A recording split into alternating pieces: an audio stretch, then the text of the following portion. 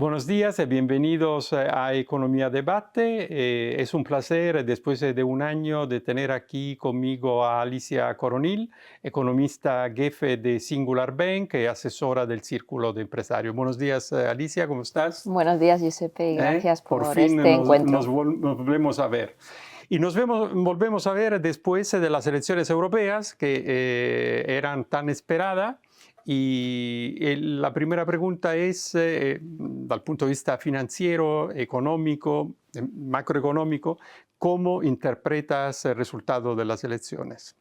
Bueno, yo realmente lo interpreto como que en Europa se ha constatado esa polarización que estamos viviendo como sociedad y es pronto poder cuantificar esto, qué impacto va a tener, porque yo creo que va a depender de dos elementos fundamentales. El primero es cómo se diseña la Comisión Europea. Es cierto que los tres partidos tradicionales mantienen la mayoría en el Parlamento Europeo, es decir, el Partido Numéricamente, Mente, sí. exacto, y podemos aspirar a una Comisión Europea con una composición que tenga claro la defensa, ¿no?, de esos valores tradicionales que sustentan la creación de la Unión Europea, pero claramente va a ser muy importante la visión estratégica que tengan en este momento de tanta tensión geopolítica y geoeconómica, con esas incertidumbres, pero luego creo que va a ser determinante cuál es el resultado de las elecciones francesas y cómo evoluciona el momento político en Francia, porque esto sí que puede tener implicaciones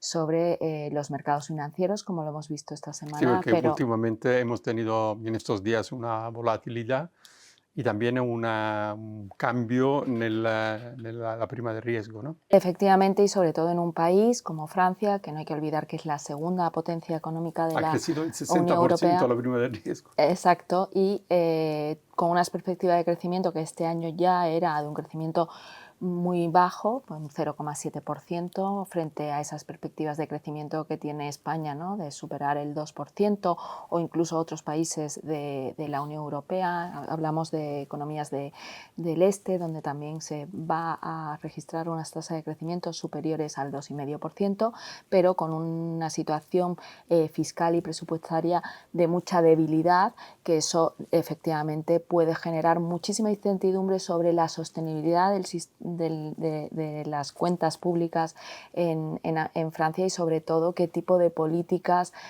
podría desarrollar un gobierno con mayoría del partido de la Agrupación Nacional de Marine Le Pen. Claro, no, sobre todo con una Francia con mucha deuda, déficit y con un programa electoral de la derecha que en este momento es de volver atrás en algunas decisiones del gobierno Macron, como por ejemplo la de las pensiones, que le ha costado además meses de huelgas y esto tendría un sobrecoste, ¿no? Efectivamente, pero también lo que estamos viendo en estas futuras elecciones es que también el bloque de izquierda también lleva un programa Claro, electoral con medidas de también muchos costes. muy populistas y de mucho coste, como tú decías, tanto para el proyecto europeo como para la propia situación presupuestaria y de déficit y de deuda que afronta Francia. Yo lo único que espero, como hemos visto en otras ocasiones, es cuando estos partidos de extremos llegan al gobierno, pues que realmente sus mensajes se moderen y busquen, ¿no?, soluciones más basadas en lo que El es pragmatismo en la realidad. exacto, en el pragmatismo y la realidad económica, y sobre todo porque creo que va a ser clave también qué visión adopte la Comisión Europea, es decir, si finalmente en esta futura Comisión Europea calan esos mensajes que ha lanzado Letta, pero también Draghi en su último discurso Lo de la la semana pasada. competitividad. Exacto, entonces yo creo que esto va a ser absolutamente clave a la hora de esa toma de decisiones, y también va a ser muy relevante si frente al eje fundador franco-alemán vemos también que eso tiende a ir hacia otro punto, ¿no?, Otro de equilibrio. toma de decisiones, ¿no?, porque también estamos viendo un contexto donde Alemania está pasando una compleja coyuntura, tanto política como económica, y también porque estamos viendo que la visión de hacia dónde debe de ir Europa no converge tampoco entre los países podríamos decir, España, ¿no?, entre ellos, con los países de Europa del Este, que sí que perciben que el riesgo de la guerra de Ucrania es un riesgo real para la estabilidad y la seguridad de Europa, ¿no? Y eso también pues habrá que ver cómo se va construyendo esa Comisión Europea, que sepa también de alguna forma aunar las distintas sensibilidades que hay en esta Unión Europea ya de 27 miembros, pero que incluso Que se está podría, hablando exacto, de ampliar. ampliarlo todavía más y mirando al este, ¿no? Y además todavía no se habla de cambiar el tema de la unanimidad para tomar decisiones, que esto era uno de los temas, ¿no? Bueno, y esto va a ser crítico porque una Unión Europea de 32 miembros, como se está hablando, ¿no?, pues esto requiere una nueva gobernanza, porque si todas las decisiones se tienen que tomar por unanimidad, yo creo que vamos a ir a una Europa muy lenta, ¿no?, y donde va a ser muy difícil aunar consensos, ¿no?, o llegar a acuerdos y movernos de forma rápida como está haciendo Estados Unidos o como hace China y también otros países que están emergiendo como grandes actores de decisión, tanto económica como políticamente, como puede ser India, Arabia Saudí, Emiratos, incluso México y Brasil. Bueno, ahora ampliaremos un poco el tema más allá de Europa, ¿no? Pero a mí me interesaría saber si el mundo financiero está descontando un cambio en la política europea o no. Bueno, yo creo que no se está descontando un cambio en la política europea. Yo creo que aquí lo que estamos viendo es que los bloques se están acelerando y se están dibujando ya claramente. La decisión que ha adoptado la Comisión Europea la semana pasada de poner aranceles a los vehículos eléctricos chinos no solamente responde a que China no ha cumplido con las normas internacionales del libre comercio, ¿no?, y ha dado esos subsidios o ayudas, ¿no?, y ha hecho dumping, sino que también creo que es una forma de Europa también prepararse a un futuro escenario de elecciones con un resultado en Estados Unidos que todo apunta a que el próximo presidente va a ser Donald Trump, y donde él ya ha afirmado que quiere imponer un arancel universal del 10% a todas las importaciones que lleguen a Estados Unidos, con lo cual yo sí que creo que Europa también está moviéndose porque sabe que por ahora su aliado natural es Estados Unidos y que tiene que proteger su industria de esta situación de sobrecapacidad que tiene China. Y podemos decir que aunque la mayoría, más o menos, se podría mantener la misma, en Europa, Europa sería de todas formas obligada a hacer dar un paso adelante en términos de defensa, en términos de política externa, en términos de política comercial internacional, por los motivos que decíamos ligados a las elecciones americanas, ¿no? Sí, y bueno, yo creo que también el gran catalizador de ese cambio de forma de ver la defensa y la seguridad de los europeos ha sido la guerra en Ucrania y también las injerencias que está haciendo Rusia en países en Finlandia, lo hemos visto alterando sistemas de navegación, exacto, o con eventos de sabotaje en fábricas tanto en Alemania como en Reino Unido, que se cree que ligadas también a la industria de la defensa, y lógicamente esto nos ha situado a los europeos en un nuevo plano y ha hecho cambiar la mentalidad no solamente de Suecia abandonando su tradicional neutralidad, ¿no?, o Finlandia que no quería pertenecer a la OTAN, ¿no?, en ese equilibrio que hacía, ¿no?, con Rusia, pero también lo estamos viendo con países nórdicos, como es el caso de Dinamarca, reimponiendo el servicio. Bueno, la misma Alemania, o Alemania, pero en Dinamarca poniendo el servicio militar a las mujeres y en Alemania abriendo el debate, ¿no? Yo creo que esto ha venido para quedarse. Yo creo que esto es una década muy compleja. A mí a veces me recuerda a la década de los años 20 del siglo pasado y todo parece que está perfilándose en torno a esos bloques, a más proteccionismo, más fragmentación, pero lógicamente esto va a tener un coste económico también. Los últimos encuentros, aparte del G7, que ha avanzado sobre todo en la defensa de Ucrania, ha tomado decisiones relevantes como por ejemplo lo del el plan Mattei propuesto por Italia, es decir, una relación con África para evitar, decimos un poco a la par, para evitar que China y Rusia se hagan completamente con este territorio que es muy relevante, muy importante por varios motivos. Uno, la inmigración, el otro, por todo lo que son minas, puertos y tierras raras, lo que sea, ¿no? Entonces, aparte de esto, en Suiza, en estos días, se han tenido reuniones sobre el tema de la paz. Entonces, desde el punto de vista financiero, ¿cómo se ve el tema de la guerra en Ucrania, sobre todo la guerra en Ucrania, porque la del mundo árabe es algo todavía más complicado, ¿no? ¿Se ve una salida o la descuenta que seguirá adelante? Yo creo que ahora mismo pensar que hay una salida rápida o que pueda haber un acuerdo de paz rápido en Ucrania no está sobre el tablero, ¿no? Yo creo que es un conflicto que desgraciadamente está durando muchísimo y que todo parece que va a seguir durando. Quindi Y no va a aquí impactar la economía, decimos, financiera. no, yo creo que al final lo que estamos viendo es que las economías hemos sabido adaptarnos a esta situación tan dramática que viven los ucranianos y que al final en situaciones de crisis tanto las empresas como los gobiernos, ¿no?, buscan soluciones, y esto es lo que hemos visto durante estos 3 años, ¿no?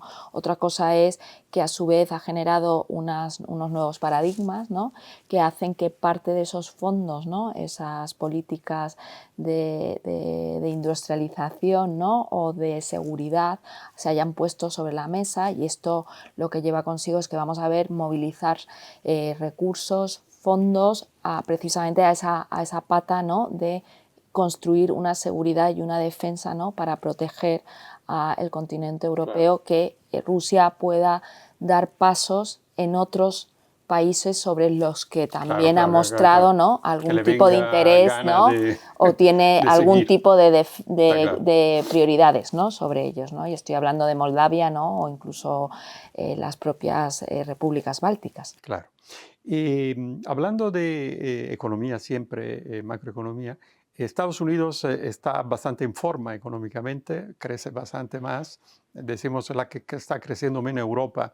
En los últimos años ha crecido muchísimo más Estados Unidos y sigue creciendo. Entonces, desde el punto de vista político, teóricamente Biden tendría cartas, ¿no?, buenas cartas pero bueno, parece que eso no será suficiente.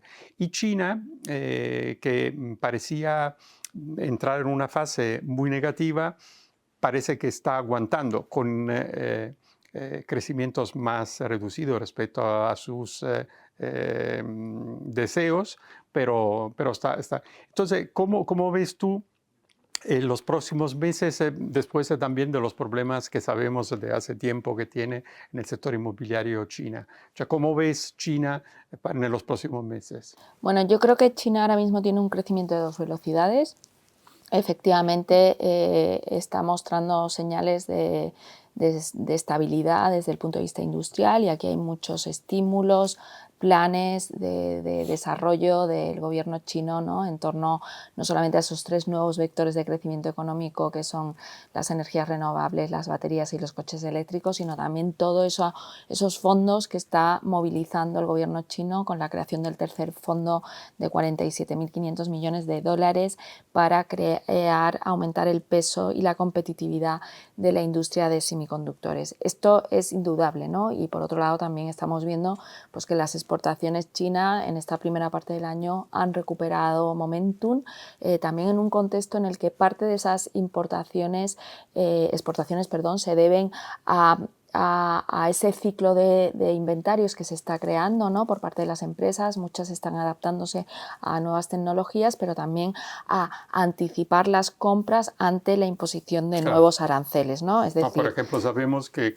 la mayoría de los puertos europeos y también del norte de África está lleno de coches chinos listos para para ser entrar, puestos en el mercado antes de exacto, los aranceles. antes de julio, que es cuando entran esos Eso es. aranceles, ¿no?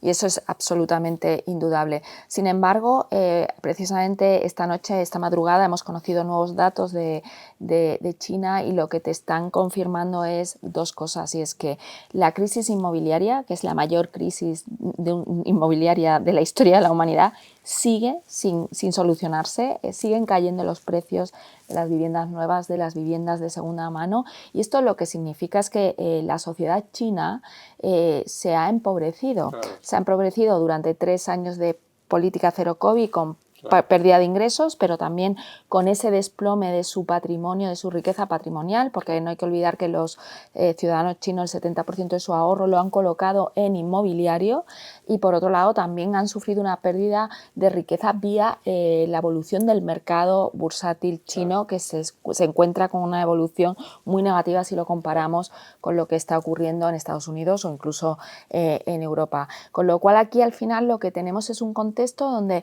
los ciudadanos chinos, en algunos sondeos, lo que muestran es un pesimismo enorme de aquí a de cómo va a ser la evolución de la economía en los próximos 12 meses, precisamente por esa pérdida de riqueza, por el elevado tasa de desempleo juvenil, que están máximos. Es un dato que el gobierno chino ha dejado de dar. Y esto al final lo que nos está demostrando es que la economía china no recupera la demanda interna, es decir, las ventas minoristas, que han aumentado este mes de mayo a un 3,7% interanual, están muy por debajo del ritmo al que crecían antes de la pandemia, que era un 8% interanual. Con lo cual, al final, aquí claramente estamos viendo cómo se está produciendo un frenazo también de la creación de clase media en China. Que era el gran desafío y se puede convertir en el gran problema de China. Claro, y esto tiene al final consecuencias en el crecimiento mundial si no se hacen reformas que realmente hagan que la sociedad china recupere, ¿no?, ese patrón de crecimiento y de construcción de clase media. Un recorrido positivo, decimos. Últimas 2 preguntas. Una sobre la inflación y la política de los bancos centrales, considerando que por fin en Europa hemos empezado a bajar de unos 0,25, cioè muy poco. Entonces, ¿cuáles podrían ser los próximos pasos? Si estos irán de la mano de la Fed o no, si los dos bancos centrales tendrán, decimos, harán recorridos distintos. Y luego, vamos, 2 palabras sobre hasta cuándo esta volatilidad de la bolsa seguirá.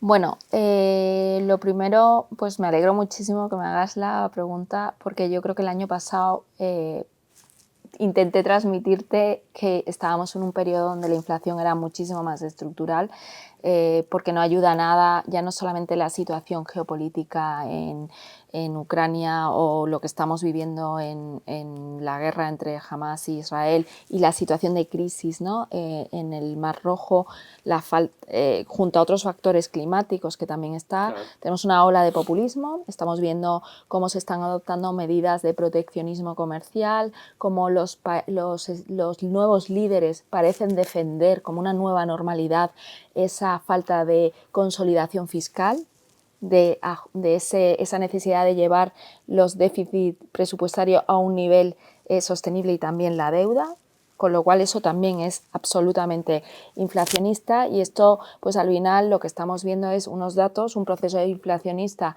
en la última milla, no lineal, sino con volatilidad. Dentro de la misma Europa, además. Sí, dentro de Europa, pero también en Estados Unidos. Claro. Es verdad que el dato de mayo ha sido positivo, pero ha habido datos anteriormente positivos. Hay que esperar qué ocurre durante el verano. Yo tengo cautela sobre la evolución de la inflación durante el verano, no solamente por esas cifras récords, ¿no?, de consumo, sí, de hostelería, la falta de trabajadores, la presión que puede haber sobre los salarios en estos meses, sobre los costes de producción, los precios de este sector, pero también tenemos el factor climático, ¿no? ¿Cómo va a ser el clima? ¿Eso cómo va a afectar en la generación de electricidad? O incluso en la distribución en fluvial, ¿no?, o incluso en el canal de Panamá, que está también el caudal en mínimos. Con lo cual, Pues el escenario que dibujamos es pues que la Fed previsiblemente va a tener margen para una sola bajada de tipos de interés En el otoño. en el otoño, pero si no se produce en septiembre, hay quien afirma que podría llegar en septiembre. No sé si es en septiembre o es en noviembre, una vez pasen las elecciones Claro. presidenciales. Yo creo que ahora mismo la Fed no tiene mucha prisa en bajar los tipos de interés porque la economía, como tú dices, resiste. Bueno, resiste, porque ya empezamos a ver datos de Estados Unidos donde los hogares empiezan a mostrar preocupación sobre el coste de la vida y están siendo más cautos en el consumo porque también ha aumentado mucho, un 23% desde la pandemia, el endeudamiento, empieza a repuntar la morosidad en el pago de tarjetas de crédito o de productos fragmentados, ¿no? Que esto en online, ¿no? Que puedes comprar a 3 plazos y lógicamente aquí puede haber una ralentización del consumo que yo la veo más a lo mejor pasado el verano, ¿no? Cuando ya empiece el otoño y en ese contexto de incertidumbre y de polarización política.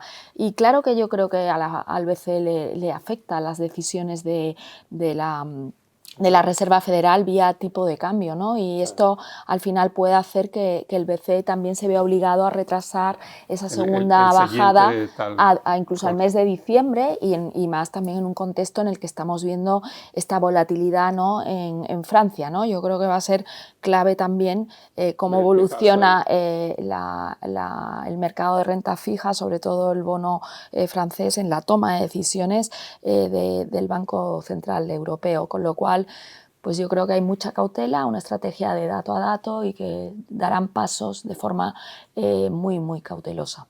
Muy bien. Muchísimas gracias, Alicia. Ha sido un placer, como siempre, y espero que no pase un año y que nos veamos pronto. Muchísimas gracias a todos y nos veremos para una próxima conversación. Hasta luego.